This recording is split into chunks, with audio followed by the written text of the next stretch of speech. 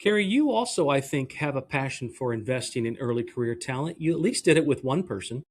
I did. I absolutely did. I do have a huge passion for that. 100%.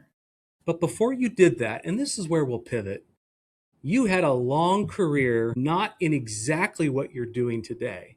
So, Lindsay, we'll get to you, but I want to talk to Mom for just a second. Grew up in Ohio, right?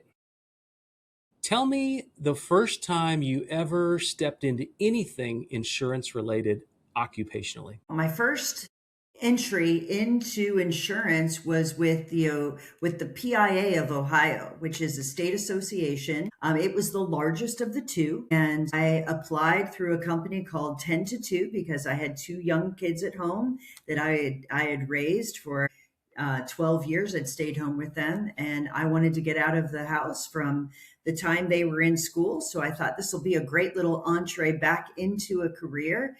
And I met George Hansel, who was the CEO of the PIA. And he said, "Oh my goodness, you're just what we're looking for. We're looking to merge with the big I. And you've got a background that has some M&A experience and none of us do. So welcome to the team." Yeah. And you were roughly how old at that time? Geez, I was in my mid 30s. Okay. And did that merger happen? It did. It absolutely did within about 18 months of me joining. And I thought, I'm going to do this cute little project. It'll be great. I don't know a thing about insurance. And then I'm going to find another tech company because prior to that, I was in a tech startup and I absolutely loved the birth to IPO process and thought, I'm going to find another way to do that. And by the time that happened, 18 months later, I was hooked on this industry for sure. So is that Columbus based? It was, yeah. And how big did the team go from and to when you merged up? So the PIA actually had a staff of around 25 at the time, and the Big I, believe it or not, was the smaller of the two entities. That's flipped. That's actually Yeah, not true in most states. And so I right. think their team was probably 12 to 15, but all of that team was at retirement age. So we actually only took on maybe 4 or 5 of their staff. I mean, literally everyone was at retirement age. The PIA was their succession plan. So they stayed. There's some people that did some transition work. So the staff itself went to probably 30, maybe 27, 30, and it was around 24 when we started. Yeah, So Lindsay's born at this point or not quite yet? she's born at this point. She was in middle school. So She's in middle school. That was my start in the insurance industry. I shredded papers and crossed out social security numbers on everyone's E&O. Are you still doing that work for the company? Yep. Yep. I crossed out social. I just have Sharpies on my desk all day and that's all I do. oh, goodness, no. We need to give you some more opportunity, it sounds like. So, Carey, the merger gets completed. That project is done. What's the next thing they put you on? Well, the board, this is what hooked me on this industry. So I met some of the brightest agents I know and some of my closest friends still today during that process that sat on the board. And they basically said, we have been competing to get as many members as possible. That's what an association does. They want to attract as many members as possible, and they want to provide services to their members to meet their needs as much as possible. So once that was complete, the question was, what's our value proposition? Like, what are we going to do now that we've achieved? We have all the agents in Ohio. What are we going to do for them? And the number one thing that came to the top of the list at that time, this was 2008, 2009, that's when I joined. And I think the merger happened right around, a year and a half, 2 years later than that. So the question was, what is our value proposition and what can we do? And many agents at that time felt like A was at an all-time high.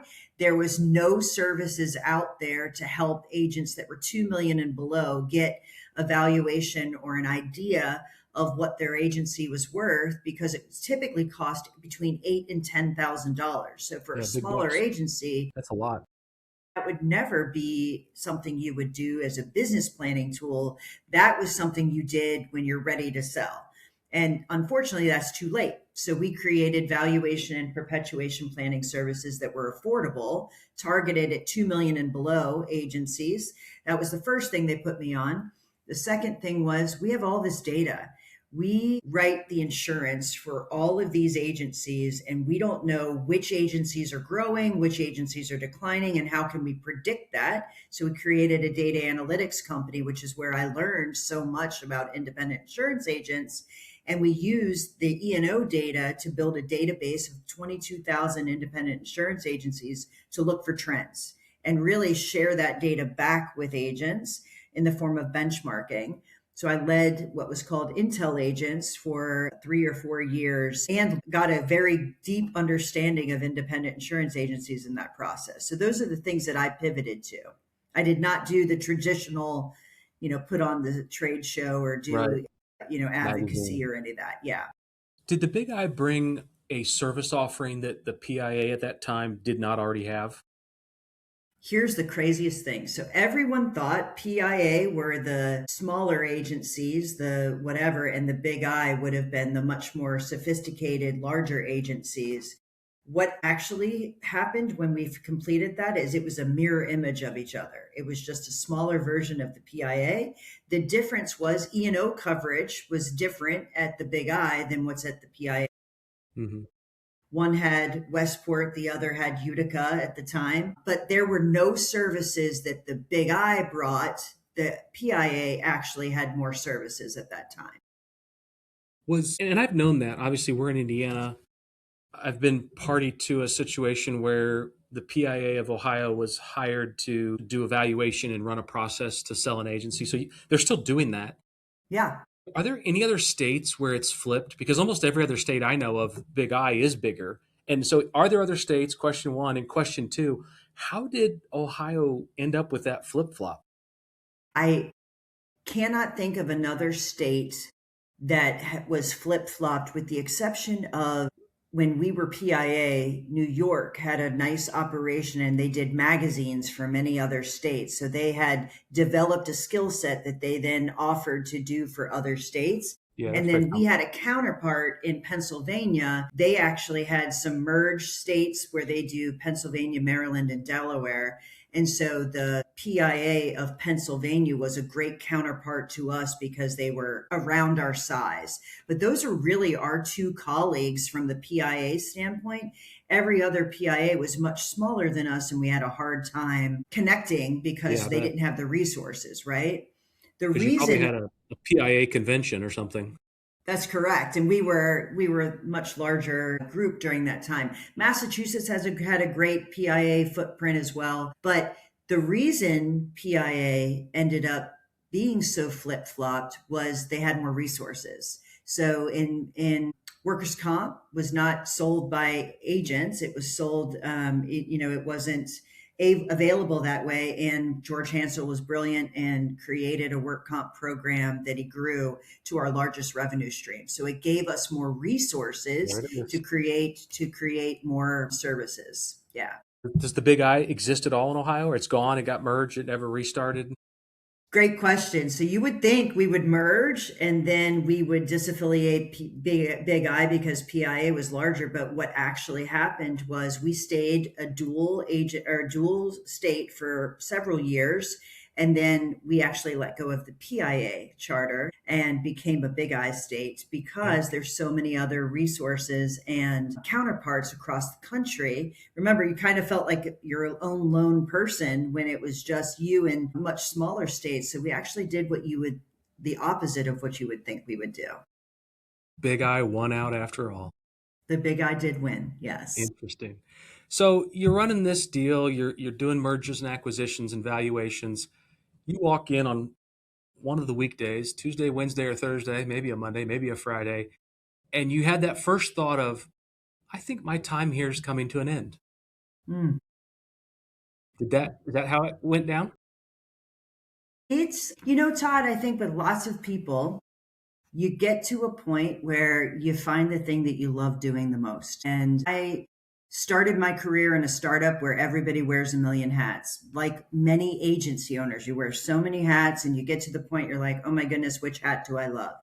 And for me, it was consulting with agents. I wanted to be as close to agents as possible. So running a data analytics company, also being the CFO, COO of the state association, and being the lead consultant gave me 3 full-time jobs. Sure And did. at some point, that's just not feasible to continue to do all 3 full-time jobs. So at the time, Lindsay was graduating or getting ready to be close to graduating college. My other daughter lives with us, and we had a vacation home in the South. We were commuting back and forth. It just made sense. Like, what do I really want to do? I want to consult with agents, and I'm literally the only person in our family that's keeping us in Ohio. It might be time to start something new. So I decided it was time to spread my wings and start a consulting company. And we then moved to Hilton Head. And Lindsay graduated Miami of Ohio, and she moved to Charleston to start her master's. And it just became a new chapter for everybody. So, yeah, What year was that? Linz. That was the year after COVID. So what, 21? 20, Yeah, I think, yeah. 2021. Well, happy 5-year anniversary. Well, thank you. I appreciate that. Yeah. So, It's a cool Lindsay, little story. when mom says she's going to branch out and start this thing, your first couple thoughts were what? Well, of course I knew everything because I had just graduated college, right? Like I knew everything. My first thought was, crap, we have to get her like a website, a logo, a flyer. And being technology savvy of the generation that I am, those were all things that I created. And since I've looked back and been like, holy crap, why would I say that on a business flyer? Why would I do that? But I didn't join the company right away. I actually had absolutely no interest in going into insurance at that time at all. Now, pause right there. Carey, did you make her an offer? Did she turn you down, or did you sort of play it cool?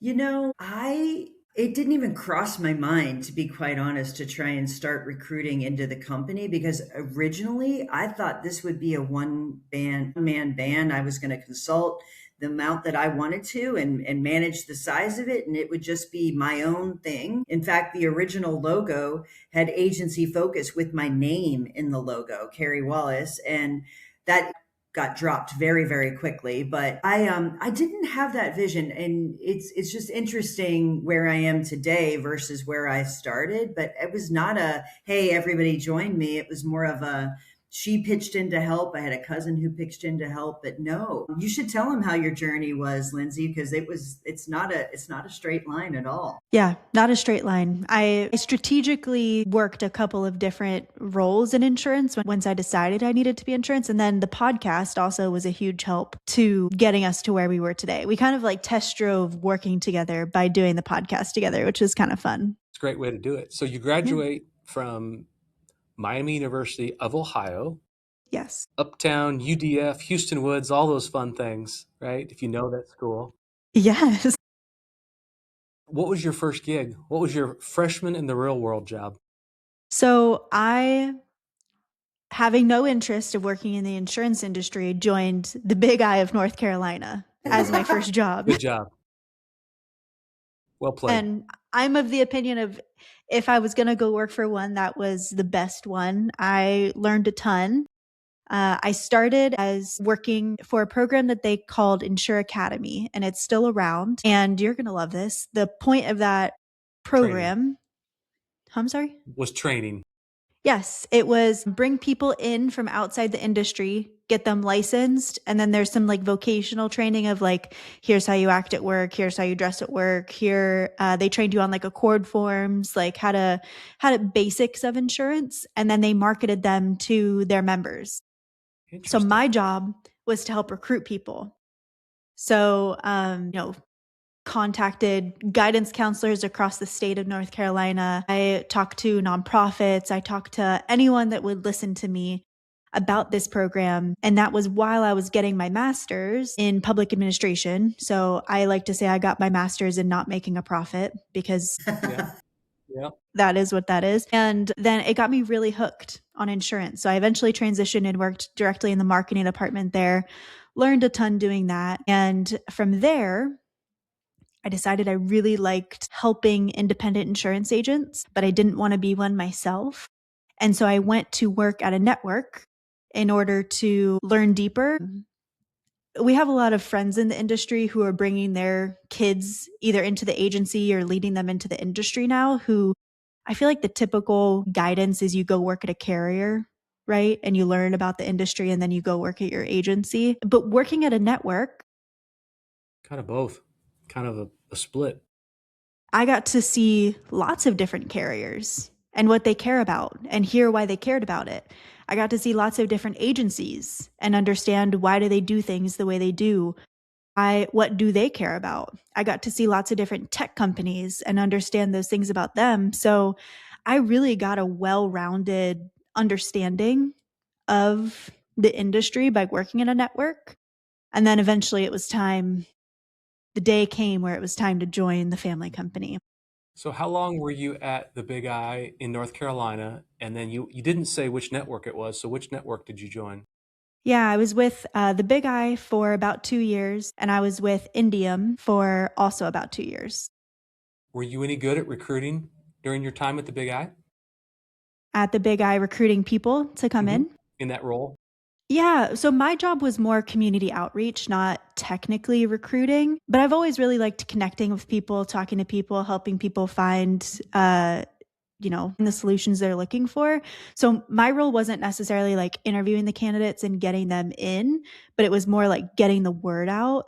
So I was very successful at getting us into like career fairs. And then I'd organize to send a member, so an actual agency, to be the representative at the career fair and then have them recruit people. I'm like, you can recruit for yourself, of course, while you're there, but you also can recruit for people to come into this program if they're maybe not in your direct area or they're not 100% sure, you think they're a little rough around the edges and you want to like see how this goes first, right? So I had a good time in that role. So, Carey, your daughter spends 2 years at the Big I.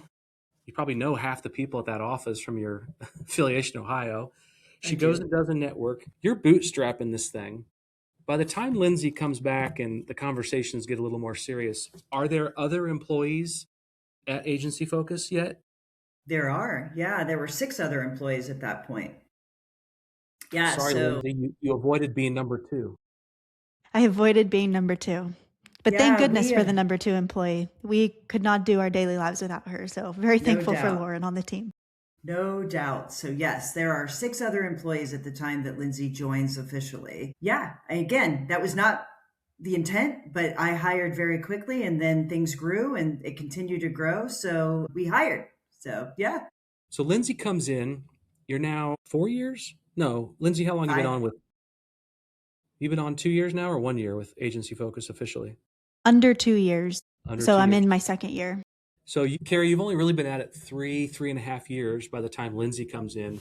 How different is Agency Focus, other than your name's not in the logo, 3.5 years later from when you started and what you thought it was going to be? What additional services are you now providing, or what Yeah. geography are you covering that you thought you never would get to?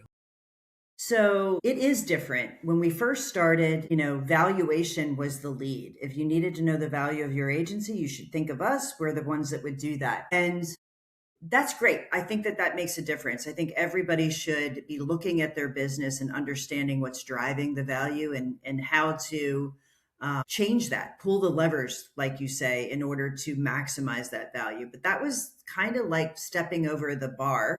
And what today looks like is yes, we still do valuation, we still do perpetuation planning services, but that only makes up about 30 to 40% of what we do. Most of it is fractional CFO work. It's putting it into practice and figuring out how do we get you from point A to point B? And that could be getting your agency ready to acquire. It could be going through the transition from one owner to another. It could be the 5 years prior to getting ready to exit. But how do we help you implement all of those things that you would learn in evaluation or would think about in a benchmarking or whatever? But how do we truly move the needle and help stand beside you and do that? So fractional CFO work came into was we were always doing the consulting, but we actually formalized fractional CFO work probably in year 2 of Agency Focus, and that's the fastest growing part of our business. We also implemented masterminds where agencies want to actually dig deeper into their agency and get in a room with other people who want to do that. So we have about 8 different masterminds that we facilitate. Again, my passion was to go deep with agents, and valuation is the entree in order to do that. It's not the ending point. So it now looks a little much different than what it did. And, I love that we're able to go far deeper than when we first started. So some of your clients are ongoing, fractional CFO, others are one time or project based. How That's many right. different agencies since inception have you accepted at least $1 of payment from? Wow, that's funny. I actually was counting that every single year. So on average, we do about 200 valuations a year. We have 40 fractional CFO clients, and the whole, one-off consulting, that's a number I don't have in the top of my head, but I know it's several thousand, which is pretty exciting. Yeah. What's you, Certainly there is a lot of agencies. I've heard 18,000, I've heard 28,000. I don't know if they're counting captives or what, but there's no shortage of agencies out there. There's regeneration. There's a lot of acquisitions. I think the number I had, at least from the Hales report, was like 7,399 agencies have been bought in the last 10 years. And of course, that's just the ones that are reported. What is happening, and not the demographic of the aging owners, what's happening on the, I guess I'd call it the provider side, your side, that is allowing your business to just take off? Did somebody vacate something that left a vacuum that nobody was doing? Did somebody fall on their face? So again, not the demographic of the owners are retiring, but what happened on the provider side? You know, Remember when we started valuation and perpetuation planning services, I told you there was a real focus to only price your products and serve a clientele that you could then also broker and sell. Right. So if you're going to pay $8,000 to $10,000 for a valuation, that might be waived if you broker and sell with us, et cetera. So there was almost like this gaping hole that I didn't know, I really didn't realize existed, that I walked through for targeting agencies where 83% of independent agencies are under 2 million in revenue. Number It's a one. lot. So do something that's affordable, meaningful, able to be understood, and then can lead to action was our whole idea. The second part of that is we don't broker. So we ended up having state associations want to partner with us because they want to avoid their agencies selling and losing members. So instantaneously I had a marketing arm of all these associations that trusted me to not come in and then broker and sell their agencies. I'm not saying I don't help people get where they're going, but that's not our model. We're not brokers. We literally are consultants that are going to help you and give you as many options as possible. So I think my model's a little different, and I think the pricing is different, and I think I don't have I get paid whether you sell or not. So my motivation or agency focus is motivation is different than some that they get paid when they sell your agency. That is not our structure. So I think it's just there was a need, and luckily I was able to fill some of that need. It's interesting. Lindsay, I'm sure there are areas, new products, new services, new offerings you think about as that individual at the early career, always thinking about, hey, let's do this, let's do this. What are a few of those you feel comfortable sharing that maybe mom hasn't quite yet said, give you the green light on yet, but you think it's a darn good idea because you see a need out there? Well, we all know that I know everything. We've established that Establish that truth, yes. on this podcast. One of the things that I think is going to become increasingly, I think there's a need for it now, and there's not a great solution that doesn't involve a ton of spreadsheeting, either by us or by the agent themselves, is being able to model what your agency will look like after an acquisition accurately. And being able to identify, hey, this agency, right, has use an example that we literally just went on. We just went over on a call. So this agency might have a carrier that I also have, but they're with a different network than me. Let's identify what commission percentage do they get because of that network. Will I be able to have upside or will I have downside on that? And then how will that change my contingency? Maybe I'm a member of a different network where I would really be able to leverage that. Or maybe it's going to bump me into a different area or different opportunities with that agency or with that carrier. Being able to eliminate, hey, I don't need to pay 2 E&Os. Let's remove that. I'm not going to need to pay for double tech expense. Let's remove that. And really being able to drill in and look at what does it actually look like when I purchase this other agency. What are some synergies? Is talent something you guys are doing today or looking to do? Talent acquisition, kind of like you were doing it at the Big I in North Carolina? We are not in the business. We stay pretty tight to what we do, Todd. And I think that's also a strength. At least I view it as a strength where if it deals with making strong financial decisions, we're going to double down into it. But if it's sales management or coaching or hiring, that's not our thing. We have plenty of people we would refer to, but that is definitely not. I do think at some point I do have some fractional CFO clients that they have their own internal talent that's going to turn over in their finance area, and they're not sure how to recruit for that. They're not sure what questions to ask for that. So I've had a few engagements that's my role. I go in and I fill the gap, and then I help them hire and help them through the process in order to make that happen. So to that end, yes, but it's because the leadership of that organization has had a CFO for years and years and years. They're going to retire and they need help filling it. And they also need help with someone that's going to train them to do what they need to do. So yes, to that degree, but that's the extent of our talent. Have you guys given much thought to how much connectivity and breadth the two of you have to our industry, and probably how very few people have the same amount of reach? Having a podcast is one of the coolest things I've ever gotten to do. And I love that it's allowed us to connect with so many people and build a brand and, build trust without someone even meeting you. They hear you week after week, or they see you and they feel like they know you, which is great. Leveraging that brand is something I think about a lot, Todd, but I think there's a lot of people in this industry that do that and do it to their detriment. So I want to be very thoughtful about how to do that and how to connect people. My current passion project with another friend of mine, her name's Beth De La Forest, is we see people like Lindsay in this industry, and we want to create mentors for them that are not inside their own organization. And so that is one way that I am leveraging the people that I know, the people, for them to lend their leadership knowledge to people that want to grow as leaders, but maybe aren't getting it inside their own organization or want purview. And so that's one of the ways that I think is very productive for me to bring some people together to do something good for our industry. Like those things I'm going to do all day long. But have I gotten really good at figuring out how to leverage the network? I haven't. That's something I still need to work on. I mean, the podcast is huge, and I'm going to guess Lindsay maybe pushed that potentially, maybe not. Was that No, not really. No.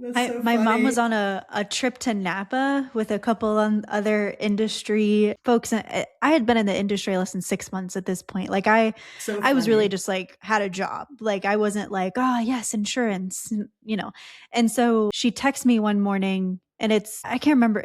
There had to have been wine involved. I don't know what was going on over there, but a winery, yes. Starter. She's like, I'm sitting across from Bradley Flowers, and he tells me I need to start a podcast. Like, you're gonna have to help me with that one. I don't know what I'm doing. And I was like, ha ha ha. How funny would it be if you and I had an insurance podcast? That's so stupid. And she's like, no, that's a great idea.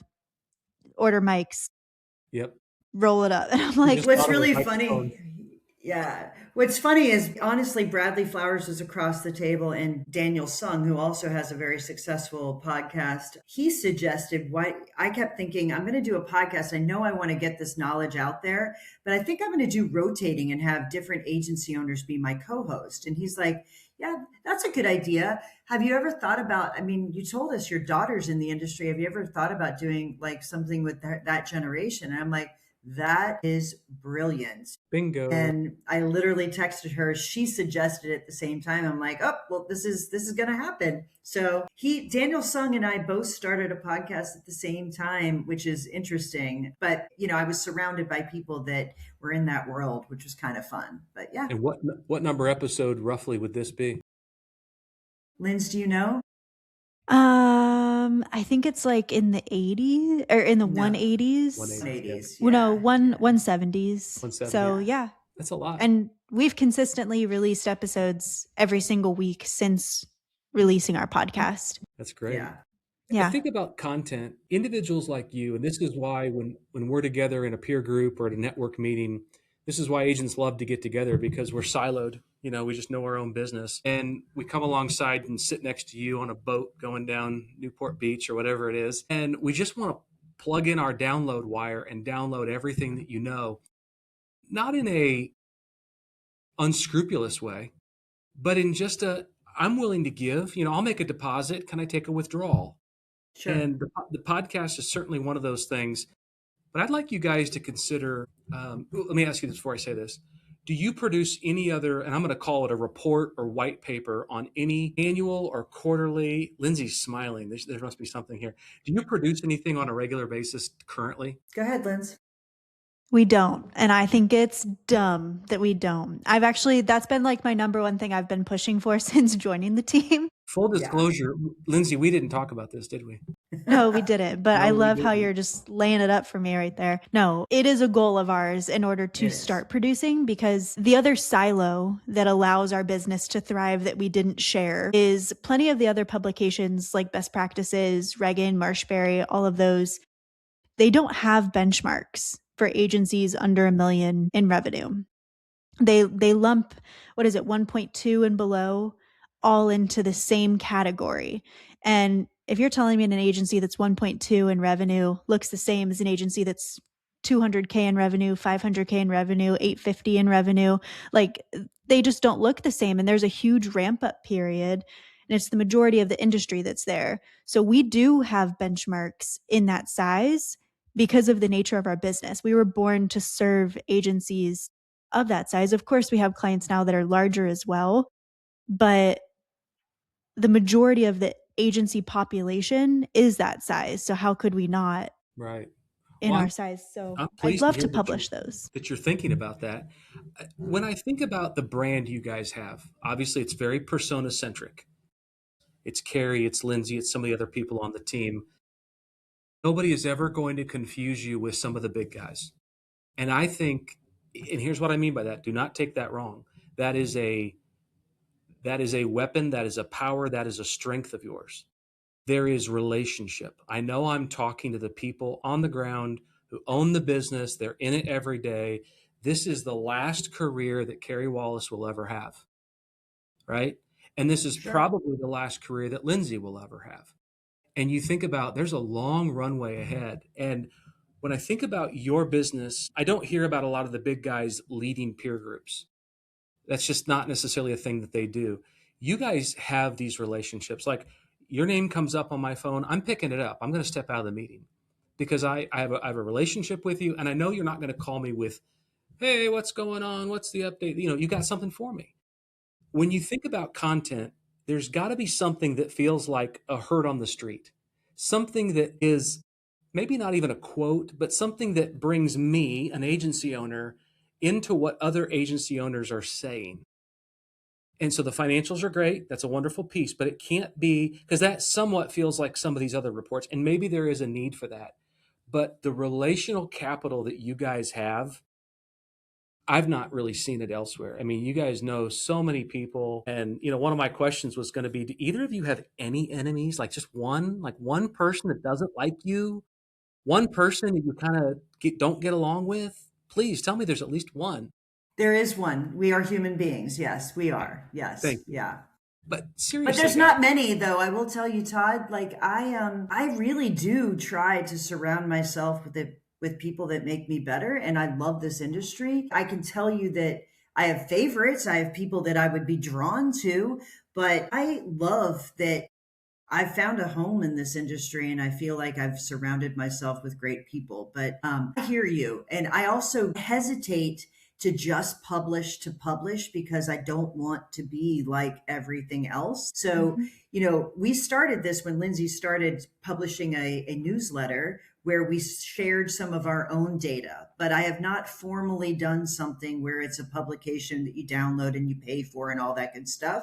But it is on the horizon because I think there is information to be shared. I think there's classes, how to set up your financials. How do you get to the basics and build where it's not one to one, but it's one to many? Those things are all coming. No doubt about it. Remember, we're in year 5 here, so we got lots of runway ahead of us. Yeah. Well, and the way, Todd, we've done it so far is we've actually released quite a few case studies, and some of them the agency's named, some of them the agency is not named, just depending on the amount of data that we're sharing. But those are our close friends and our close clients so far that we have written on to say, hey, here is actually a blueprint for something, or here's an actual numbers paired with a person's face, right? That's there, they've done it, they are in your shoes, but we helped them get there, right? So that's what we've done so far.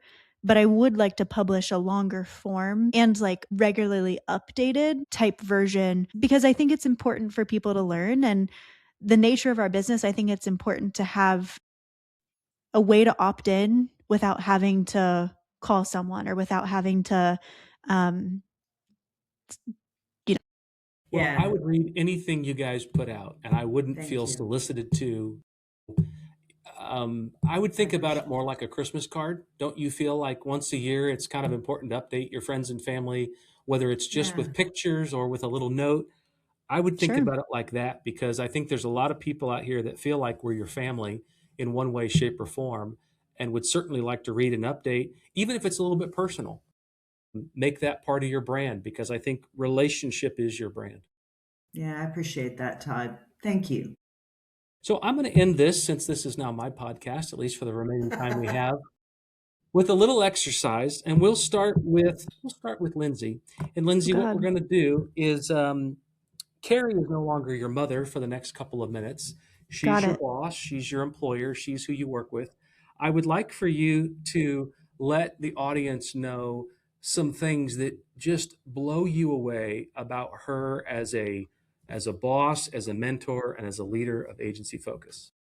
Well, this is hilarious because my sister's birthday was yesterday and came to my house like randomly at 3:30. I just moved into a house a mile away from my boss, and I saw her face pop in like the side window, and my husband pops out. He's like, "Who's here?" And I'm like, "My boss." So I frequently am actually in this mindset. My favorite things about her professionally. I think the first thing is she leads with humility. I think that's how the Wallace Agency Focus brand here in the industry has very few enemies, right? Because a Well, it was very one, I guess. key, yeah, there's a very key element there that's like when you mess up, own up to it and hey, really sorry, I messed up there. Let me make it right. Right. So there's a very strong sense of that, and that's embedded throughout our team. I think that's super important. She leads with relationship, and I think that is something that you can't teach. That's just what's in you. Yep, So, that's wouldn't want to awesome. work for anybody else. Humility, It's a good time over here. humility, relationship, and fun is what I heard. Carrie, you've got an early career talent person on your team. They are wild. They want all this flexibility. They're just crazy, aren't they? They're hard to contain. Lindsay is not your daughter. She's just a member of the growing agency focus team. What do you most appreciate about her professionally? So you asked a question, Todd, that you probably just anticipated because you've gotten to know Lindsay, but she pushes very, very hard and she sees things that I do not see, which is impressive at her age. And she has very, very little fear. So she came on our team and basically said, you're missing a big piece of what you should have. And not only did she identify it, but she said, and I'm willing to help you build it. and did something she's never done before. So as a generation, she's part of a generation that I think likes to know before they try. She did it with zero fear. It's probably one of the hardest things she's ever done. And with the added stress of, my mom's built something pretty solid. Like if I could screw this up. You know what I mean? Like, and so she's done that in a way that she recognizes that she has to learn and grow, but she's willing to take on the really hard work and do it while juggling a lot of other things. So it's been very impressive. And I don't know if you know this, Todd, but my entire team is remote. And so you got to have a high level of trust that people are going to do what they say they're going to do. And I don't question it ever with anyone on my team, but certainly not Lindsay. She's probably the hardest working person on our team and is willing to do the hard stuff. So it's very impressive. It's incredibly impressive. Sounds like a wonderful team. So Carey Wallace, Lindsay Wallace from Todd Hufford at Connor Insurance, the takeover host of the Insurance Refocused podcast. I commandeered this for at least 40 minutes. Good luck to your next host that'll do this. Thank you from all of us out here who are being benefited from all of you in your remote offices. All I ask of you is to go serve more people as well as you've served the ones you already have. Thanks, Todd.